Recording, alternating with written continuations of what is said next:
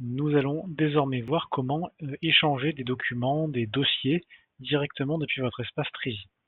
Donc je me reconnecte ici sur le compte Mon entreprise et on va imaginer que tout simplement je veux par exemple partager l'espace 1 avec une personne avec qui je travaille. Par défaut, si vous créez un compte Trizy et que vous êtes plusieurs, ces personnes sont ajoutées comme des relations de confiance. Je vous montrerai par la suite comment ajouter une relation de confiance à la main.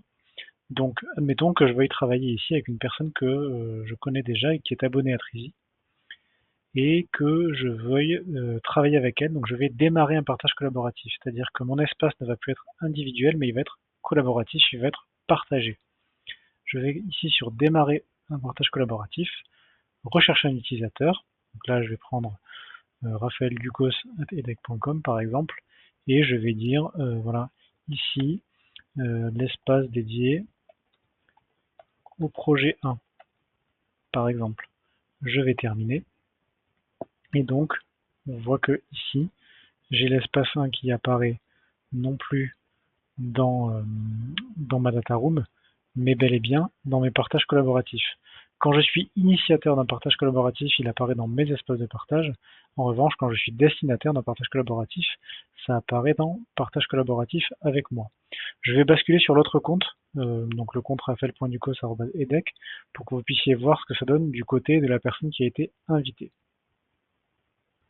Bien, donc là je suis sur l'autre compte, le compte que j'ai invité dans le partage collaboratif. Je suis dans une autre data room qui n'a strictement rien à voir, vous voyez, qui est la data room individuelle, donc associée à cette adresse email.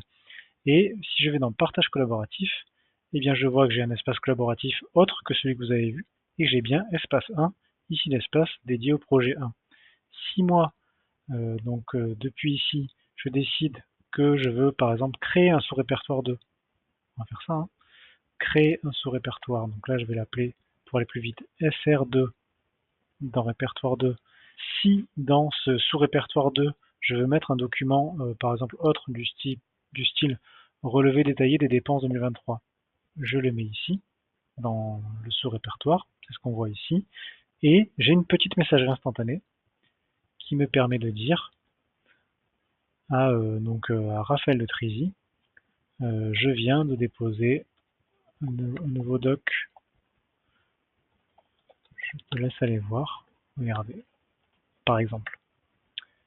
Et je vais donc maintenant rebasculer chez l'initiateur du partage collaboratif. Donc de retour sur le compte Mon entreprise, le compte de Raphaël de Trizy, et on voit que ici, eh bien, apparaissent bien les documents qui ont été ajoutés et que j'ai un petit message ici de Raphaël Ducos. Je viens de déposer un nouveau doc, je n'avais pas écrit. Je te laisse regarder, tout simplement. Donc, comme je vous le disais, lorsque vous travaillez dans une seule et même organisation, vos collègues, votre hiérarchie sont directement inclus dans vos relations de confiance et vous pouvez démarrer des partages collaboratifs directement. Voyons maintenant comment est-ce que vous pouvez ajouter une relation qui ne serait pas forcément mise par défaut dans Trizy. Il vous faut vous rendre ici, dans ce petit bouton-là, Mon profil, et aller dans Mon entourage. Ici, vous allez pouvoir ajouter une relation. Donc là, je vais ajouter encore une personne qui est abonnée à Trizy, par exemple, que je vais appeler Raphaël, encore un Raphaël, donc voilà, c'est l'idée que j'ai eue. Et je vais donc terminer. Et donc, vous voyez le petit point d'interrogation ici, cette personne n'a pas encore accepté, mais de mon côté, j'ai bel et bien reçu un email sur cette adresse. Je vais accepter et vous allez voir ce que ça donne. Je suis donc ici sur l'adresse email qui a reçu l'invitation. Donc je vois que Raphaël de Trizy m'a désigné comme relation. J'ai le rappel de son adresse email. Et moi je vais cliquer sur le fait que je confirme être une personne de confiance pour Raphaël de Trizy. Donc je clique. Donc là c'est la personne que vous invitez, c'est ce qu'elle voit. Donc je vais me connecter et confirmer. Donc là évidemment je vais mettre la bonne adresse. Voilà. Ici, je me connecte, je confirme et donc j'accède à ma data room. Je vais voir donc là côté raphaël.ducos.pro, je vais voir que Raphaël Letrézy est dans mon entourage et je vais rebasculer de l'autre côté pour qu'on puisse avancer et vous montrer que Raphaël Letrézy a bien Raphaël Ducos, donc Raphaël encore un dans ses relations. De retour chez donc mon entreprise Viatrézy, et donc ici, admettons, je veux faire un partage collaboratif dans lequel je vais mettre à la fois eh bien, ma nouvelle relation, raphaël.ducos.pro ici, et raphaël.ducos@edec par exemple. Je termine, et j'ai bien espace 2. Ici, je n'ai pas mis de description, donc vous voyez que ça apparaît directement ici, et donc vous avez ce nouvel espace qui est créé. Je fais une petite parenthèse pour la vérifier de votre côté, effectivement, que dans mon profil, dans mon entourage, j'ai bien raphaël.ducos.pro qui est en relation, et c'est ce qui m'a permis d'ouvrir un partage collaboratif avec lui.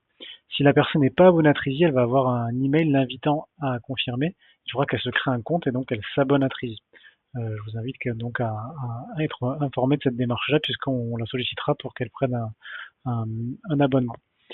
Si je veux, donc moi je suis initiateur du partage collaboratif, donc si je veux finalement me dire bon bah j'ai besoin de travailler avec une de ces personnes, donc en l'occurrence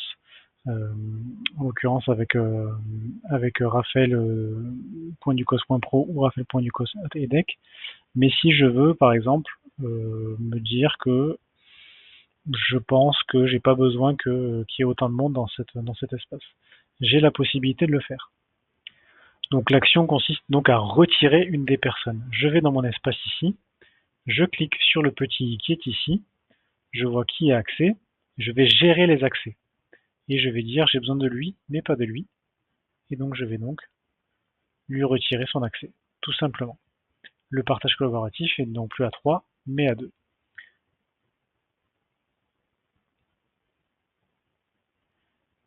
Dernier point, si j'ai besoin de transférer juste un fichier simple à un collègue, une personne qui est relation de confiance, je peux faire comme suit. Je sélectionne ici, je vais sur transférer et je vais transférer une relation. Donc là, par exemple, je peux transférer à Raphaël Ducos, je peux mettre une date de fin. Donc je coche ici et je dis que c'est valable qu'un mois. Et je clique sur terminer. Si je vais dans mes transferts, je vois ce que j'ai transféré, à qui je l'ai transféré. Tout simplement. Je peux également faire la même démarche vers l'extérieur, c'est-à-dire que je reprends le même fichier et je vais renseigner l'adresse email de la personne à qui je veux le transférer. Donc là, je sais pas, je vais mettre encore une autre adresse ici. Il faut bien penser à taper sur entrée ici pour que l'adresse soit prise en compte. Donc pour terminer sur la fonctionnalité de transfert, si je veux faire un transfert à une personne qui n'est pas abonnée à Trizy, je peux le faire en cochant ici, par exemple je vais envoyer ce justificatif de domicile, je vais transférer, je vais donner un nom à l'archive, donc justif domicile par exemple, je vais cliquer pour créer un lien de transfert, je peux faire un envoi sécurisé qui me fera renseigner l'adresse email de la personne, ou je peux faire un envoi simple, c'est ce que je vais faire là. Je vais cliquer ici et donc je vais copier-coller ce lien qui va permettre d'envoyer, que j'enverrai par mail à mon destinataire, qui envoie un lien sécurisé et qui permet d'éviter les pièces jointes qui sont la première source de cyberattaque aujourd'hui, tout simplement. Donc ça permet de pouvoir transférer directement depuis Trizy, quelque chose qui est contenu dans Trizy, vers l'email de votre destinataire. Si vous voulez faire la version sécurisée, je vais reprendre la procédure depuis le début. Je vais le faire ici, donc je sélectionne le document, transférer, je fais envoi sécurisé, et ici il faudra à la fois le nom de l'archive, donc justif domicile, et l'adresse email du destinataire. Donc là, je vais faire ça. Je pense bien à taper sur entrée à la fin, tac, ça va créer le lien de transfert. Pareil, je l'envoie son adresse, et là le destinataire devra lui-même re-rentrer son adresse et recevoir un code à 6 chiffres qui lui permettra seulement à ce moment-là de télécharger le document.